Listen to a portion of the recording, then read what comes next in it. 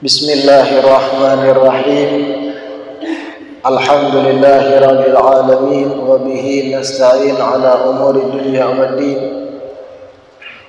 Wassalatu wassalamu ala sayyidil mursalin wa imamil muttaqin sayyidina wa maulana Muhammadin wa ala alihi wa sahbihi ajma'in. Alhamdulillah, segala puji kembali dan selalu terhatur kehadirat Allah yang masih memanjangkan umur, melimpahkan kesehatan pada kita sebarataan, sehingga kembali di malam Ahad ini berkumpul di Masjid Agung ini guna menunaikan salat maghrib berjamaah dan dilanjutkan kegiatan majelis ilmu, dalam hal ini membaca kitab hadis Arba'in Nawawiyah yang ditunjang dengan syarah Al-Jawahir Al-Lu'lu'iyah. Melanjutkan perjumpaan yang telah lewat. Thumma minal ulama man jama'al arba'ina fi usulid din wa ba'duhum fil furu' wa ba'duhum fil jihad wa ba'duhum fil zuhdi wa ba'duhum fil adab wa ba'duhum fil khutab wa kulluha maqasidu salihatun radhiyallahu an qasidiha. Wa qad ra'aitu jam'a arba'ina ahamma min hadha kullihi wa hiya arba'una hadithan mushtamilatun ala jami'i dhalik. Wa kullu hadithin minha qa'idatun 'azimatun min qawaidid din. Qad wasafahul ulama bi anna madaral Islam alaihi aw huwa nisful Islam aw thuluthuhu aw nahwu dhalik. Thumma altazimu fi hadhihi al-arba'in an takuna sahihatan wa mu'dhamuha fi sahihai al-Bukhari wa Muslim wa adhkuruha mahdhufatal asanid liyashula hifdhuha wa ya'ummul intifa'u biha insyaallahu ta'ala, thumma utbi'uha bibabin fi dhabti khafi al-fadhiha. Imam Nawawi melanjutkan dalam muqaddimah kitab hadis Arba'in Sidin masih seputar pembahasan alasan Imam Nawawi menyusun kitab Sidin hadis Arba'in ini, yang mana kita sudah tahu hadis Arba'in ini satu kitab halus yang disusun Imam Nawawi, isinya kurang lebih 40 riwayat hadis Nabi Sallallahu Alaihi Wasallam. Karena arba'in dalam bahasa Arab itu artinya 40. Ujar Imam Nawawi, sebagian ulama ada juga yang mengumpulkan 40 hadis di satu kitab fi usuliddin, tapi sabarataan 40-nya itu seputar pembahasan tauhid semata.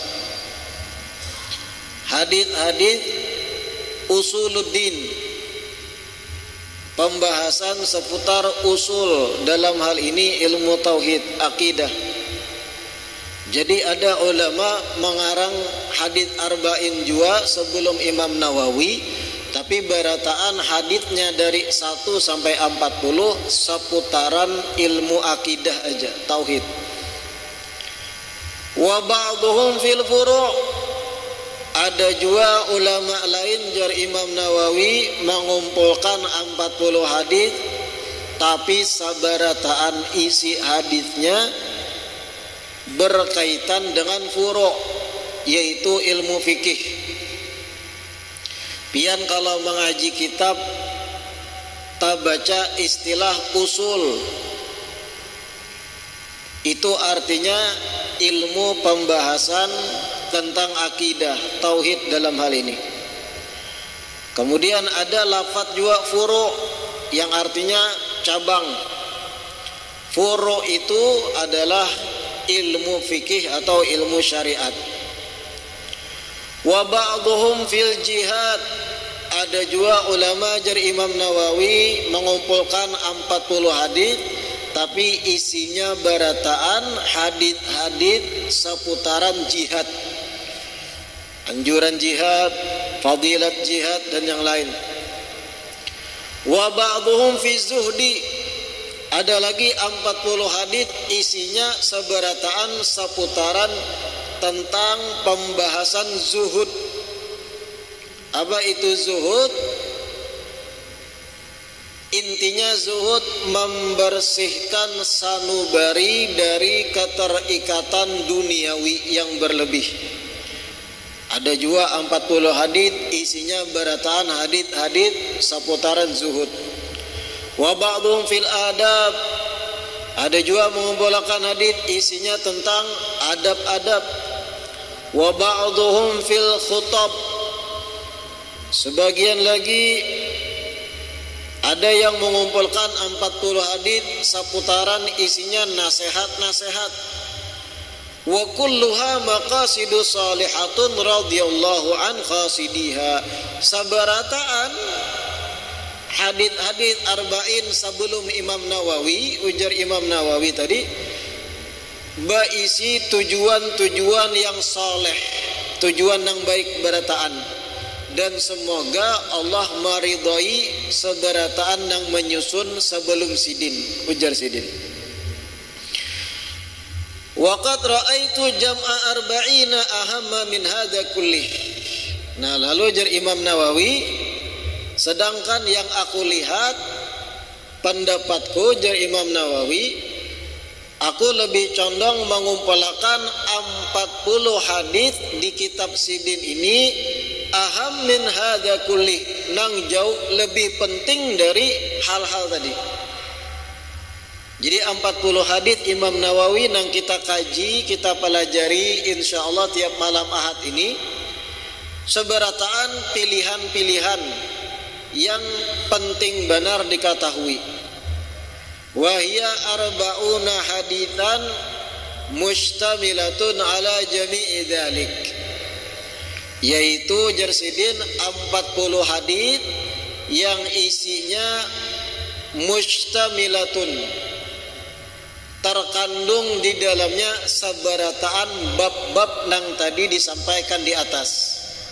Ada kena beberapa hadits seputaran ilmu usul tauhid.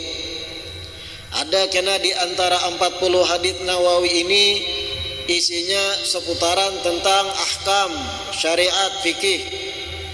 Ada kena beberapa hadits seputaran jihad. Ada beberapa hadits seputaran bab zuhud. Ada beberapa hadits seputaran adab dan nasihat-nasihat. Kumpulakan sidin di dalam 40 hadits ini. Wa kullu haditsin minha qa'idatun 'azimatun min qawaidid din. Dan tiap-tiap hadits nang sidin muat di kitab ini merupakan qa'idatun 'azimatun, kaedah yang agung daripada kaedah-kaedah agama. Maksud kaedah di sini semacam pondasi bagi pemahaman agama. Jadi 1, 2, 3 sampai 40 hadits nang Imam Nawawi kumpulakan ini, itu pondasi bagi pemahaman ilmu agama yang lain-lain, menjadi tiang-tiang untuk pemahaman ilmu agama yang lain. Qad wasafahul ulama bi anna madarul Islam alaih. Bahkan sebagian ulama mensifati beberapa hadits nang sidin muat di kitab ini bahwasanya hadits tersebut madarul Islam alaih, sentral tentang pemahaman Islam ada di dalam hadits tersebut. Sebagian ulama mengomentari, au huwa nisful Islam. Ada sebagian ulama mensifati beberapa hadits di dalam kitab ini sebagai nisful Islam, separuh daripada gambaran agama Islam. Au thuluthuhu, atau sepertiga gambaran ajaran Islam, au nahwu dzalik, atau misal-misal yang lain. Jadi 40 hadits yang kita pelajari kena ini hadits-hadits yang menjadi tonggak, hadits-hadits yang sifatnya menjadi tihang bagi pemahaman agama Islam. Thumma altazimu min hadhil arba'in an takuna sahihatan. Nah, ini penting. Kemudian jar Imam Nawawi di kitab Sidin Arba'in ini, aku secara disiplin memilih 40 hadits yang aku muat, syaratnya harus hadits yang sahih, hadits yang hukumnya sahih. Apa hadits sahih itu? Definisi hadits sahih ujar ulama di dalam mustalah, mattasala sanaduhu binaqlil adli ad-dhabit an mithlihi ila muntaha min ghairi syudzin wala illatin. Hadits sahih itu pengertiannya mattasala sanaduhu. Pertama, sanadnya harus bersambung. Ulun beri contoh. Karena ilmu hadits itu adalah ilmu informasi. Ulama-ulama hadits yang mengumpulkan hadits di kitab-kitab sidin itu, mereka kada berjumpa langsung lawan Rasulullah. Imam Bukhari, Imam Muslim, Imam Abu Dawud, Imam Baihaqi, Imam Ahmad dalam musnadnya, Imam Hakim dengan mustadraknya, Imam An-Nasai, imam-imam hadits yang mengumpulkan ribuan ucapan Rasulullah itu di kitab-kitabnya. Bebuhan sidin itu kada bertamu langsung Rasulullah, beda zaman, beda era. Ratusan tahun setelah Nabi wafat hanyar lahir. Lalu bagaimana hendak mengetahui mereka ulama hadits yang hidup di zaman itu, yang jarak antar buhan sidin lawan Nabi itu sampai mungkin 200 tahunan, kayak apa hendak tahu bahwa penyampaian orang yang hidup di zaman sidin itu memang adalah ucapan dari Nabi. Kiapa hendak tahu? Bertamu Nabi langsung kada? Mendengar langsung dari Nabi kada? Nah, ini namanya ilmu hadits. Ilmu seputar tentang informasi yang sampai kepada kita. Bagaimana hendak tahu bahwa itu sahih, bujur Nabi pernah berucap, atau justru ulah-ulahan? Nabi kada pernah berucap, tapi orang di zaman imam-imam hadits mengada-ngada bahwa Rasulullah pernah berucap kayak ini. Kayak apa memilah-milih mana nang bujur dari ucapan Nabi, mana nang kada? Inilah disebut ilmu hadits tadi. Sehingga pengertian hadits yang sahih, yang bisa dipegang bahwa memang itu bujur ucapan Nabi, definisi hadits sahih mattasala sanaduhu binaqlil adli ad-dhabit an mithlihi ila muntaha. Hadits sahih adalah yang pertama ittisalus sanad. Rawi atau narator penyampai informasi tadi bersambung bujur. Ibarat antara satu ulama hadis dengan zaman Nabi 200 tahun. Hendak tahu ucapan Nabi bujur atau kada nang mereka dapat dan dengar di zaman mereka hidup, mereka harus mengetahui sumber penyampaian ini siapa, nang berucap siapa. Fulan nang menyampaikan Rasulullah bersabda sekian. Telusuri pulang, fulan ini mendengar dari siapa sebelumnya. Dapat nama fulan bin fulan penyampai sebelumnya. Telusuri pulang, fulan bin fulan ini dapat dari mana hadits tadi? Oh, dari fulan bin fulan, yang kemudian orang-orang yang menjadi mata rantai menyambung di jeda 200 tahun, itu disebut sanad tadi. Harus diketahui, oh memang fulan ini mendengar langsung dari orang sebelumnya. Orang sebelumnya mendengar langsung dari orang sebelumnya. Orang sebelumnya mendengar langsung dari tabi'in. Tabi'in mendengar dari sahabat, sahabat mendengar dari nabi. Nah, ini sanad ngarannya.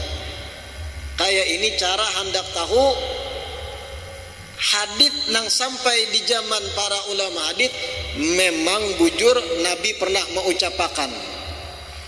Kada kawa gagampangan agama nih, kada kawa ilmu dadangaran wara. Harus tahu kita, sama kayak wahini nih. Wahini nih, mohon maaf, banyak orang berbicara tentang agama. Tapi pian kada kawa menaguk. Kada boleh pian langsung ragap papan menaguk bujur pandiran sidin. Pian harus kritis. Yang bicara nih sidin nih belajar di mana?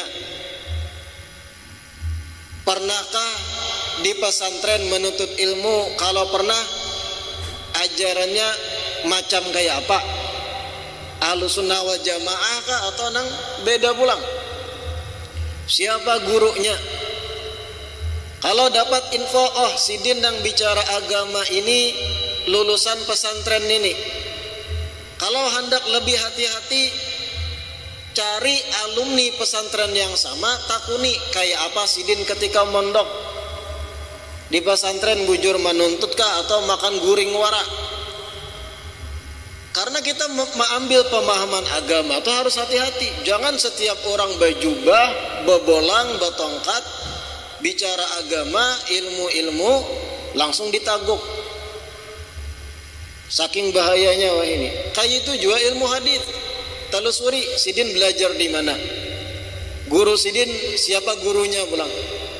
Guru sidin siapa gurunya ke atas? Ketersambungan sanad ilmu nang bisa dipertanggungjawabkan sehingga tahu penyampaian sidin kada melenceng. Kada ilmu bebarang tuh nah. Sama hadits kayak itu juga. Kayak apa hendak tahu memang ini ucapan Nabi? Pertama, telusuri sanadnya, ruwah, jamak dari rawi, narator-naratornya.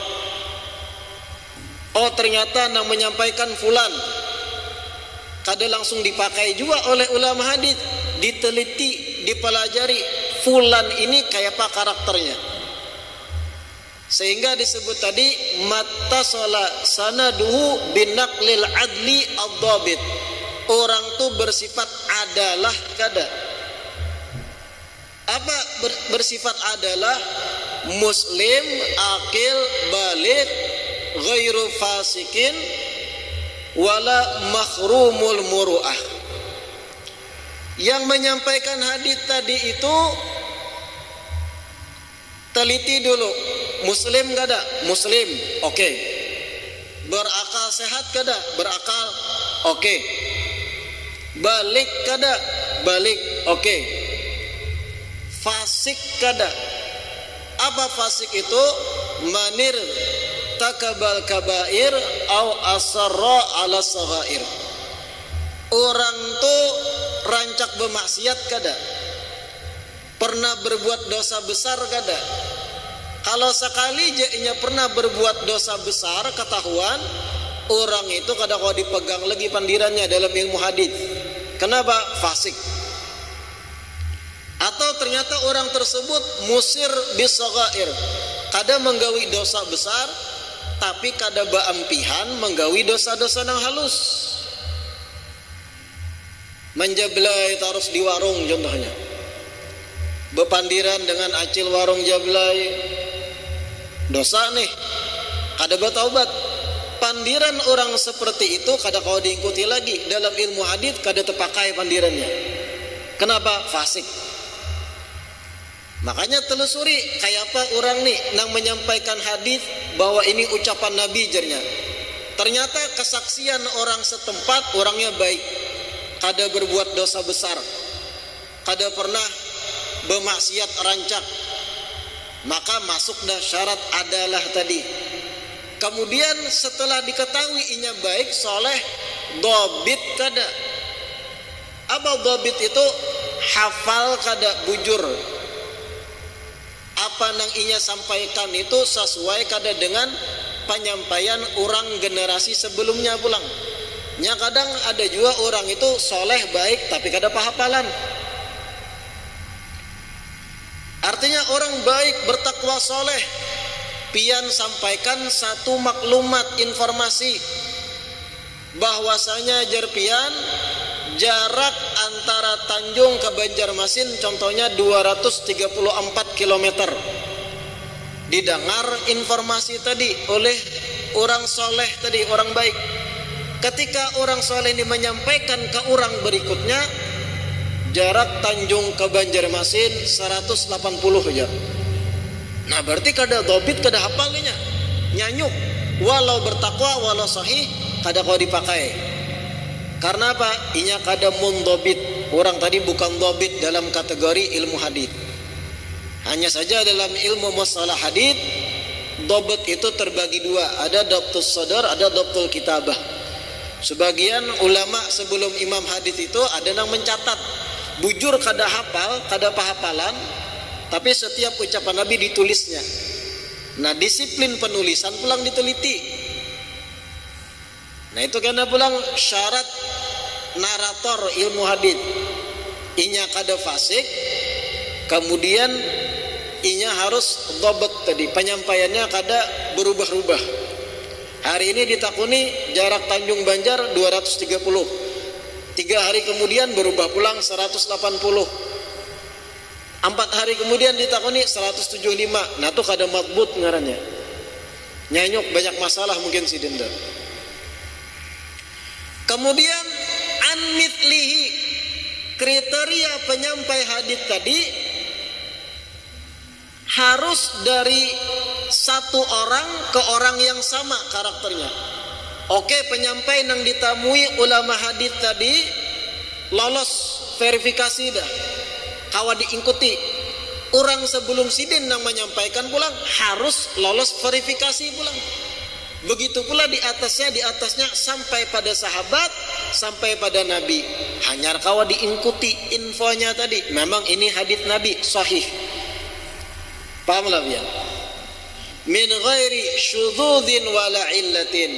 Yang mana hadis tersebut bukan hadis yang syudzud. Mukhalafatul thiqah liman awthaqa minhu. Nah itu pembahasan rinciannya dalam mustalah hadis. Pada intinya hadis itu ada sahih, ada hasan, ada dhaif. Ini garis besar. Sahih tadi nang kawa diikuti memang itu ucapan Nabi. Lolos verifikasi rantai penyampai informasinya, kawa diikuti pandirannya. Hadis hasan lebih sedikit kekuatannya, kurang daripada yang sahih. Imam Ibn Hajar mensifati hadits hasan itu di bawah hadits sahih, yang mana dobet atau hafalannya tidak sekuat hafalan orang-orang yang rijalus sahih, para perawi-perawi hadits sahih. Ada lagi dhaif, lemah. Hadits dhaif itu hadits yang syarat-syarat sahih tadi kada terpenuhi. Ada contohnya ditamui ulama hadis seseorang, qala Rasulullah bersabda. Ditakuni pian mendengar dari siapa? Mendengar dari Sayyidina Umar bin Khattab. Padahal kada hidup sejaman dari Sayyidina Umar. Berarti apa? Ada sakat di situ. Ada sanad nang taputus. Inya hidup di tahun berapa, Sayyidina Umar tahun berapa? Mengaramputnya. Lalu jadi dhaif kada kau dipakai hadis tadi. Atau ternyata penyampai hadisnya orangnya fasik tadi, minum khamar, pemabuk. Gara-gara kelakuannya, informasi apapun yang keluar dari muntungnya kada kau lagi dipakai dalam ilmu hadis. Ada juga makrumul muru'ah, seseorangnya kada menjaga kewibawaan dirinya, kehormatan dirinya, muru'ahnya kada dijaga. Orang tadi baik, kada pernah berbuat dosa besar, kada pernah berbuat dosa nang kabair, dosa besar, atau kada pernah terus menerus berbuat dosa kecil, tapi muru'ahnya hancur. Contohnya kayak apa muru'ah hancur? Inya dikenal sebagai orang yang berilmu, tapi kasana kemari kada berkopiah. Contohnya nih, muru'ahnya itu tankharim. Apapun ucapan sidin kada kawa diikuti lagi. Kalau memang amsaluh, orang semisal sidin itu kemana-mana harus menjaga kehormatan dengan menutup bagian kepalanya. Ternyata rancak ujuk-ujuk kada berkopiah, baurak jambul wara. Itu ngarannya walau kada fasik tapi muru'ah kededa. Sampai ke itu ulama hadis tuh. Atau ada seseorang hari-hari warung nang baik. Warung nang baik, pamannya baik-baik aja. Bukan acil na melayani, artinya kededa dosa di warung, tapi warung terus inya. Itu dalam ilmu hadis muru'ah kededa orangnya itu. Kada kawa juga dipakai ucapannya. Jadi dhaif karena apa yang disampaikannya. Kenapa seketat itu ulama hadis? Demi menjaga ucapan Nabi. Jangan sampai kena umat tak pakai ucapan Nabi nang diada-ada. Nang kayak kita di zaman ini ulun beri contoh. Ketika mana ada seseorang mengatasnamakan dalam penyampaiannya, contoh, ini adalah amalan almarhum Abah Guru Sekumpul jerinya. Ini penyampaian sidin, aku pernah tahu sidin menyampaikan ini. Orang tersebut hidup di zaman kita 2024. Kita kada kawa langsung mengikuti pandiran sidin. Telusuri dulu, sidin pernah bertamu kada lawan almarhum. Paham lah ya? Sidin pernah bertalaki kada menuntut ilmu dengan almarhum. Pertama cocokakan tahunnya. Almarhum Abah Guru tahun berapa meninggal? Orang nang bepandir ini ketika mana sidin meninggal sudah balik belum? Nah itu kita harus tahu. Itu sama ilmu hadis ngarannya.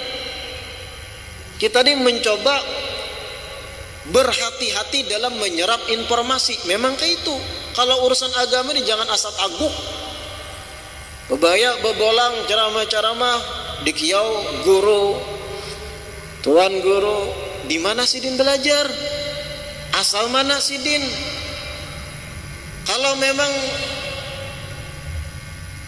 inya belajar, pasti ada gurunya. Siapa guru sidin? Guru sidin itu pulang di mana belajar? Pesantren mana sidin menuntut ilmu? Kalau hendak lebih rinci lagi, cari nang sejaman, sepondok lawan sidin, takuni bagaimana kapasitas sidin ketika menuntut ilmu. Jangan-jangan guring makan wara tadi, atau bahasa sapu wara di pondok. Hati-hati juga. Atau ternyata di pondok tukang urut tuan guru wara menuntut kada kawa dipakai juga ilmu nang disampaikannya. Ada orang luar datang ke Tanjung contohnya, pakai jubah ulama, bisa ceramah. Jangan langsung pian tuan guru. Dari mana sidin tuh? Oh dari Kalteng contohnya, Kalimantan Tengah. Daerah mana Kalimantan Tengahnya? Oh daerah Kapuas. contoh, desa mana Kapuasnya? Oh desa ini. Pian takuni cari informasi di desa setempat, bujurlah si Dini nang masuk Tanjung ini tuan guru di sana. Tampaikan fotonya. Wah ini kan ada foto. Nah si Din di wadah kami berceramah-ceramah nah. Tuan guru kada si Din nih di kampung pian. Ternyata jer orang kampung di Kapuas sana, oh si Din itu banyak hutang kampung kami, buka inya ke Tanjung tuh. Tapi dahulu rancak mahadam di majelis taklim di Kapuas. Nah makanya harus kayak itu ilmu agama nih. Kada kawasing tabuk bahaya kita. Karena resikonya ini urusan akhirat.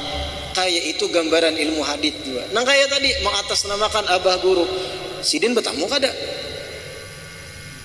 Ojernya pernah bertamu menuntut ilmu. Siapa saksinya? Siapa seangkatan inya nang sama-sama menuntut? Kawa ditelusuri itu.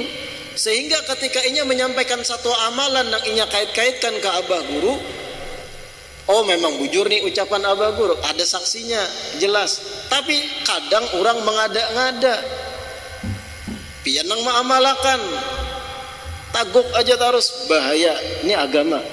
Laula sanad laqala ma syaa man syaa. Kalau bukan karena sanad tadi, ketersambungan informasi nang diteliti, siapapun bisa bicara mengatasnamakan agama.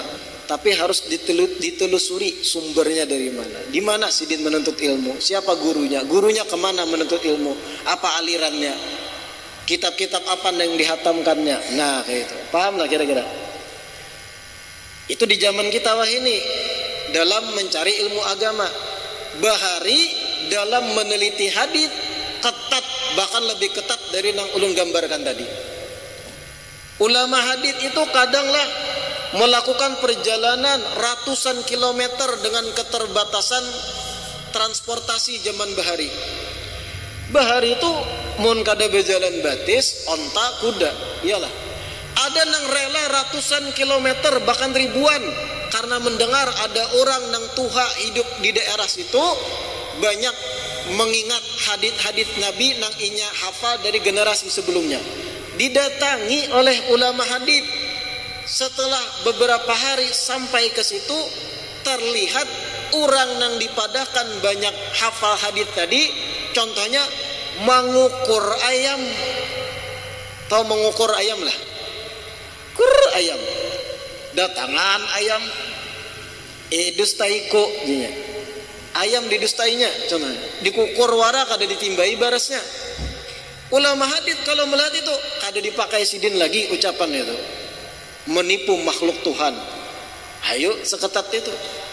Kita nih zaman wahini, kita nih ulun berataan kita, seandainya diamanahi ilmu hadits lalu ada Imam Bukhari mendatangi kita, kada denang lolosnya bisa. Saking ketatnya ilmu hadits sehingga menggapai derajat sahih gitu. Berbulik ke kitab kita, itu pahamlah penjelasan masalah hadits tadi. Thumma altazimu min hadhil arba'in fi hadhil arba'in an takuna sahihatan. Nah, ujar Imam Nawawi di kitab Sidin Arba'in ini tadi, altazim Sidin disiplin ketat yang Sidin masukkan ke dalam kitab Sidin ini hadits yang sahih aja atau mendekati sahih. Artinya yang sudah lolos standar verifikasi ketat ulama hadits. Sehingga nang sabarataan di 40 hadits yang kita pelajari kena kawa dipakai, kawa diingkuti, diamalkan, kawa dipertanggungjawabkan bahwa memang dari Nabi sallallahu alaihi wasallam. Wa mu'dhamuha fi sahihayil Bukhari wa Muslim. Kebanyakan jasidin di antara hadits arba'in ini mengambil dari sahih Bukhari dan sahih Muslim. Nah, di antara banyak ulama hadits itu derajat tertinggi yang paling kawa diperpegangi itu Bukhari, Muslim, baru selanjutnya ulama hadits yang lain. Karena ketat benar dalam meneliti sahih kadanya sebuah hadis. Wa adkuruha mahdhufatal asanid, dan aku akan menyebut hadis-hadisnya Jersidin tanpa menyebut sanad lagi. Kada perlu lagi Sidin menyebut haddatsana Malik An-Nafi an Abdullah bin Umar anin Nabi, langsung aja hadisnya aja. Yang penting Sidin sudah menjamin nang aku buat nih sahih atau mendekati sahih. Kawan dipertanggungjawabkan berataan dari Imam Nawawi, ulama besar kita. Liyashula hifdhuha, agar mudah dihafal bagi nang belajar. Karena memang sejatinya hadits arba'in ini target utamanya untuk orang awam. Makanya di pesantren itu biasanya di kelas-kelas bawah nang mempelajari ini. Tapi tawassu memperluas penjelasannya hanya di kelas-kelas tinggi. Semisal kitab Al-Jawahir Al-Lu'lu'iyah yang kita baca. Wa ya'ummal intifa' biha insyaallah ta'ala, dan tujuannya agar kemanfaatan daripada kitab ini lebih ta'mim, lebih menyeluruh dari Imam Nawawi. Thumma utbi'uha bibabin fi dhabti khafi al-fadhiha. Hanya saja karena ada beberapa hadis Imam Nawawi menambahi sedikit penjelasan di bawah guna menjelaskan lafaz-lafaz nang kadang samar diketahui bahkan oleh orang Arab. Karena bahasa Arab itu luas. Terkadang orang Arab sendiri itu membuka kamus. Jangan dikira orang yang lahir di Arab tuh langsung paham seberatan bahasa Arab. Seberatan mufradat, kalimat-kalimat, lafaz kata tuh langsung paham karena ini lahir di Arab. Kada juga. Ya contoh mudahnya pian lahir di Kalua. Ada beberapa kata bahari bahasa Kalua yang kita kada paham. Lahir di Kalua. Tapi kadang ada juga bahasa ibu sebutan bahasa bahari nang kita kada paham. Kayak itu juga orang Arab. Makanya kadang perlu dijelaskan lagi, dibuka kamus lagi. Kamus Arab yang menjelaskan tentang beberapa bahasa Arab. Karena bahasa Arab itu luas, jauh lebih luas dari bahasa yang lain.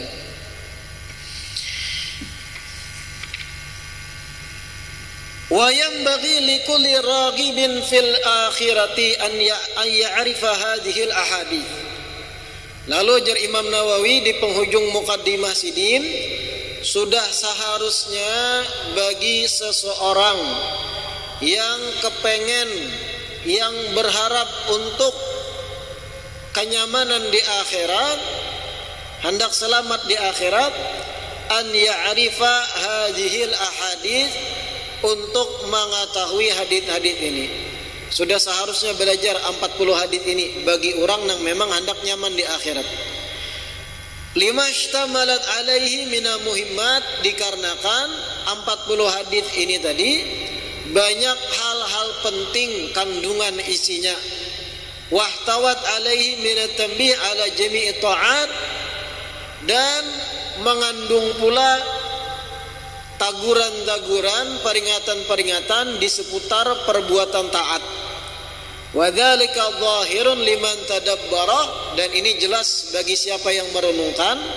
Wa 'alallah i'timadi wa ilaihi tafwidi wastinadi, dan kepada Allah lah, hanya kepada Allah lah tumpuanku, dan hanya kepada Allah lah aku berserah dan sandaranku, dan segala puji hanya bagi Allah, dan segala nikmat dari Allah, dan darinya lah taufik serta penjagaan. Nah ini hanya kita muqaddimah pembukaan dari hadits arba'in Nawawi.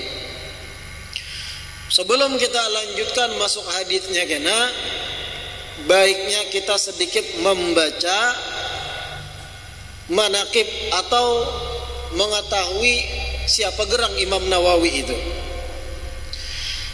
Imam An-Nawawi itu nama asli beliau Yahya bin Syarafuddin. Yahya ibni Syarafuddin, Yahya ngaran sidin. Kenapa diberi gelar An-Nawawi?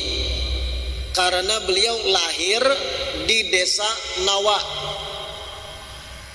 Apa desa Nawa itu? Di daerah mana? Qaryatun min qura Dimashq. Salah satu pedalaman desa nang di daerah Damaskus, Syria. Ada satu desa Nawa ngarannya. Sehingga yang lahir dari Nawa disebut Nawawi, orang Nawa artinya. Lahir di Tanjung At-Tanjungi. Lahir di Amuntai, Al-Amuntayi. Lahir negara An-Nagari. Imam Nawawi lahir di Nawa, sehingga nisbat sidin lahir tadi dikenal An-Nawawi. Wa dufina fiha, dan sidin meninggal dunia pun di Nawa. Lahir di bulan Muharram sana 630, tahun 630 Hijriah. Berapa tadi? 630 Hijriah. Ini sudah 1400-an. Berarti berapa abad nih Imam Nawawi? Abad ke-7 sidin. Wa kana syadidal wara' wa zuhdi. Imam Nawawi itu sifat sidin wara', hati-hati, apik benar. Ada beberang dalam urusan-urusan parut, duit dan sebagainya. Sabiran ala khushunatil aishi, sabar dalam menghadapi pahitnya hidup. Tarikan li jami maladhid dunya, meninggalkan segala kelezatan duniawi. Wa kana la ya'kulu fil yawm wal lailati illa aklatan wahidatan ba'dal isya. Imam Nawawi itu disebut kada makan dalam sehari semalam kecuali sekali setelah isya. Jadi 24 jam tuh makannya sekali wara, itu gin sedikit. Nah, kita bang berapa kali? Wala yashrab ila syurbatan wahidatan inda sahari. Kada minum kecuali sekali dalam 24 jam, dan itu di waktu sahur jam 4-an gitu. Walam yajma' baina udmaini, kada pernah sidin makan menggabung dua lauk. Paham lah pian, menggabung dua lauk. Makanan pokok kita nasi nih, amun lauknya sebuting jangan lagi 2-3. Intalu lah, rendang campur ayam pulang, sate 4 lauknya tuh. Walam yajma' baina udmain, kada pernah Imam Nawawi itu menggabung dua lauk di satu piring. Intalu tuh bang, ayam, iwak. Men kita banyak pelengkapnya leh. Belum kecap, belum lagi limau nipis, belum lagi minumannya teh es. La ilaha illallah. Sedikit dulu. Dan keramat Imam Nawawi ini banyak benar, termasuk anna sababata yadihil yusra adaat lahu hina faqada hina fuqida waqta tasnif ma yusrijuhu. Hina faqada waqta tasnif ma yusrijuhu. Salah satu karamah Imam Nawawi, ketika mana sidin lagi mengarang kitab di malam hari, tiba-tiba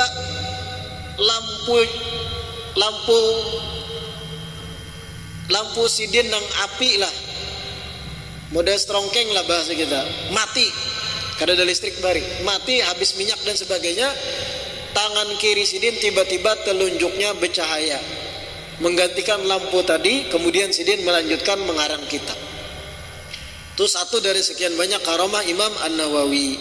Termasuk kana min ashabil khutwah fa kana yanab ila Makkah lailan wa yutub wa yarji. Beliau termasuk wali ashabul khutwah. Satu hari, pernah satu malam berangkat ke Mekah di malam hari, kemudian tawaf dan berbulik pulang ke Damaskus di malam yang sama. Para wali Allah nang berkehendak, itu di luar daripada kemampuan kita menganalisa. Washtahara annal Khadir alaihissalam kana yajtami'u bi, dan masyhur Imam Nawawi rancak berkumpul dengan Nabi Khadir alaihissalam. Nah, itu sedikit daripada manaqib atau biografi Imam An-Nawawi, yaitu Yahya bin Syarafuddin tadi. Mudah-mudahan kita mendapat keberkahan sidin. Mudah-mudahan yang dibaca dalam perjumpaan kali ini bisa dipahami dan mudah-mudahan diberikan kemudahan taufik untuk mengamalkan apa yang baik yang kita dengar. Amin ya rabbal alamin. Wallahu a'lam. Adzan.